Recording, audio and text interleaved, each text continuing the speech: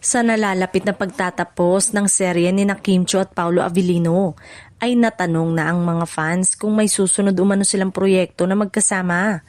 Nagtanong din kung sakali ay payag ba silang may makaparehang isa sa kanila sa ibang kapamilya stars.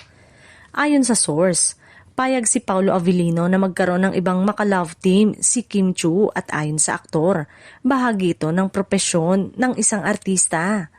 Aniya, natural lamang na ipare si Kim sa iba't ibang leading man. Depende sa proyekto at konsepto ng mga palabas na kanyang gagampanan.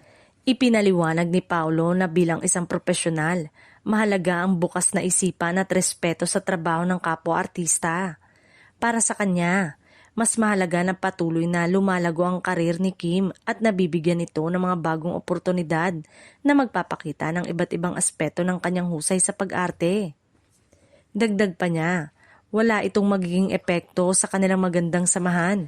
Ayon kay Paulo, malinaw sa kanilang dalawa ang hangganan sa pagitan ng trabaho at personal na buhay.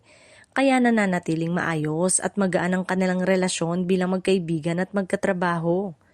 Samantala, positibo naman ang reaksyon ng maraming tagahanga sa pahayag ni Paulo. Marami ang humanga sa kanyang pagiging mature at supportive at sinabing mas lalong pinatibay nito ang respeto nila sa aktor bilang isang tunay na profesional sa industriya. Sa huli, iginiit ni Paulo na ang pinakamahalaga ay ang kaligayahan at tagumpay ni Kim. Ano man ang love team na makasama nito sa hinaharap.